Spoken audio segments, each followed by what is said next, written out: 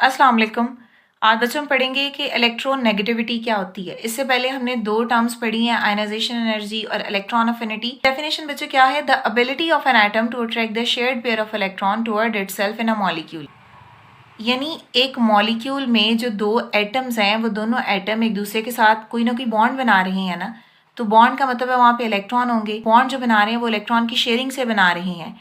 तो जो इलेक्ट्रॉन बच्चे शेयर हो रहे हैं दो एटम के दरमियान में, जिस एटम की इलेक्ट्रॉन नेगेटिविटी ज़्यादा होगी उस इलेक्ट्रॉन पेयर का जो होल्ड है, उस इलेक्ट्रॉन पेयर का जो झुकाव है वो उस एटम की तरफ ज़्यादा होगा जिसकी इलेक्ट्रॉन नेगेटिविटी ज़्यादा है। फॉर एग्जाम्पल बच्चों, एग्जाम्पल है बच्चों यहाँ पे हमारे पास HCl की, ठीक है।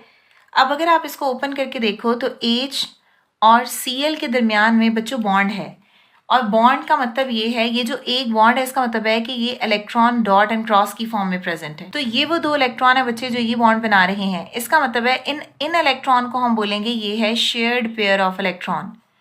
शेयर्ड पेयर ऑफ इलेक्ट्रॉन का मतलब क्या होता है बच्चे? इलेक्ट्रॉन का पेयर जो दोनों एटम शेयर कर रहे हों, ठीक है। अब अगर देखा जाए क्लोरीन के पास इस इलेक्ट्रॉन के शेयरिंग के बाद भी अभी भी 6 इलेक्ट्रॉन है, लेकिन यहाँ पे हाइड्रोजन के पास इलेक्ट्रॉन नहीं है। अब क्योंकि क्लोरीन के पास बच्चों इलेक्ट्रॉन है तो इसका मतलब है ये जो शेयर्ड पेयर इलेक्ट्रॉन है इसका झुकाव क्लोरीन की तरफ ज़्यादा होगा। जब क्लोरीन की तरफ ज़्यादा होगा बच्चे तो क्लोरीन पे चार्ज आ जाएगा पार्शियल नेगेटिव, और हाइड्रोजन पे चार्ज क्या आ जाएगा? पार्शियल पॉजिटिव, ठीक है। तो इलेक्ट्रॉन नेगेटिविटी का मतलब क्या होता है? The ability of an atom to attract the shared pair of electron toward itself in a molecule. मतलब है कि हमें यहाँ पे क्या पता चल रहा है कि क्लोरीन की इलेक्ट्रॉन नेगेटिविटी ज़्यादा है। अगर हम इसकी इलेक्ट्रॉन नेगेटिविटी देखें तो बच्चों हाइड्रोजन की जो इलेक्ट्रॉन नेगेटिविटी होती है वो होती है 2.1 और क्लोरीन की 3.0। तो इससे भी क्या साबित हुआ कि क्लोरीन की इलेक्ट्रोनेगेटिविटी ज़्यादा है, जिस वजह से शेयर्ड पेयर का झुकाव क्लोरीन की तरफ ज़्यादा होगा। क्लियर? तो एक साइंटिस्ट है बच्चे लिनस पॉलिंग, इन्होंने डेवलप किया था एक स्केल जिसमें इलेक्ट्रॉन नेगेटिविटी की वैल्यू थी दी हुई, ठीक है। यानी इस स्केल के अकॉर्डिंग पीरियोडिक टेबल में सबसे कम इलेक्ट्रोनेगेटिविटी अल्कली मेटल की और सबसे ज़्यादा इलेक्ट्रोनेगेटिविटी हैलोजेंस की, और वो हैलोजेंस कौन सा? फ्लोरीन, जिसकी इलेक्ट्रोनेगेटिविटी कितनी है? 4, ठीक है। क्लियर? नेक्स्ट है बच्चे इस इलेक्ट्रोनेगेटिविटी का point, factor affecting the electronegativity. सबसे पहला फैक्टर क्या है? Atomic size. जितना बच्चे एटम का साइज बड़ा होगा ना उतनी इलेक्ट्रोनेगेटिविटी की वैल्यू कम होगी। कम क्यों होगी? बिकॉज जो इलेक्ट्रॉन है वो न्यूक्लियस से बहुत ज़्यादा दूर होगा और उस वजह से जो फोर्स ऑफ अट्रैक्शन है वो भी कम होगी। अगर लार्ज एटॉमिक साइज है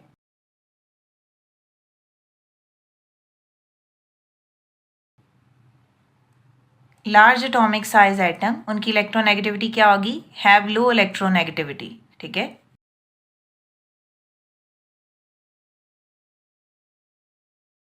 अब बच्चे रीज़न क्या है इसका?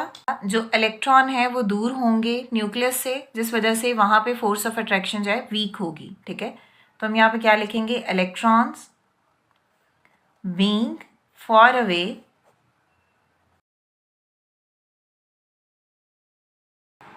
From the nucleus will experience a weaker force of attraction, ठीक है। साइज बड़ा होता जाएगा तो अट्रैक्शन कम होती जाएगी, ठीक है। सेकंड फैक्टर बचे इफेक्टिव न्यूक्लियर चार्ज। जितना इफेक्टिव न्यूक्लियर चार्ज बच्चों ज़्यादा होगा उतनी ही इलेक्ट्रोनेगेटिविटी की वैल्यू इंक्रीज होगी। रीज़न क्या होगा? बिकॉज जब न्यूक्लियर चार्ज ज़्यादा होगा बच्चे तो उसमें ग्रेटर अट्रैक्शन होगी बॉन्डेड इलेक्ट्रॉन्स की। तो यहाँ पे क्या लिखेंगे? High nuclear charge larger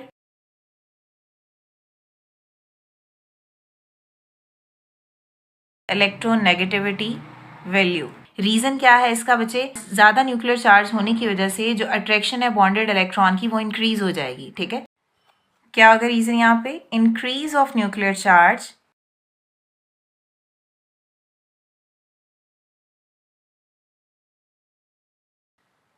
causes greater attraction to the bonded electron.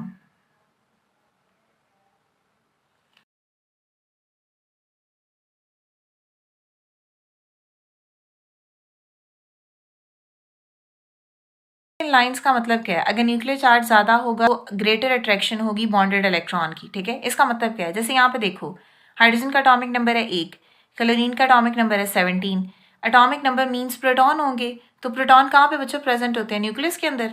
जब प्रोटॉन का नंबर न्यूक्लियस में बढ़ता जाएगा तो न्यूक्लियर चार्ज भी क्या होगा? इंक्रीज होगा।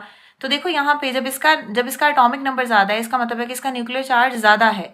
जब इसका न्यूक्लियर चार्ज ज़्यादा होगा तो इस इलेक्ट्रॉन, ये जो बॉन्डेड इलेक्ट्रॉन है, इनकी अट्रैक्शन भी इसकी तरफ ज़्यादा होगी।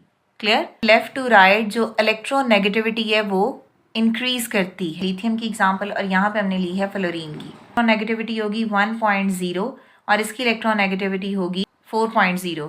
दोनों सेकंड पीरियड्स हैं, लिथियम भी सेकंड पीरियड से है, फ्लोरीन भी। इलेक्ट्रोनेगेटिविटी में देखो डिफरेंस आ रहा है। रीजन वही जो मैंने आपको पहले बता दिया है कि एटॉमिक नंबर इंक्रीज करता है, शेल तो सेम है ना, एटॉमिक नंबर इंक्रीज करता है तो मीन्स प्रोटॉन इंक्रीज होंगे, प्रोटॉन न्यूक्लियस में होते हैं, न्यूक्लियर चार्ज इंक्रीज करता है तो बॉन्डेड इलेक्ट्रॉन की जो अट्रैक्शन है वो इंक्रीज हो जाती है। क्लियर? नेक्स्ट है बच्चों ट्रेंड लॉन्ग पीरियड। जो इलेक्ट्रोनेगेटिविटी है वो इंक्रीज करती है फ्रॉम लेफ्ट टू राइट। ठीक है, रीजन क्या है? Due to increasing nuclear charge and decreasing size. Period में बच्चे क्या होता है? एटॉमिक नंबर तो ऑब्वियसली इंक्रीज करेगा ही करेगा, न्यूक्लियर चार्ज तो बढ़ेगा ही, लेकिन जो इलेक्ट्रॉन है बच्चे वो within the same shell बढ़ रहे होते हैं।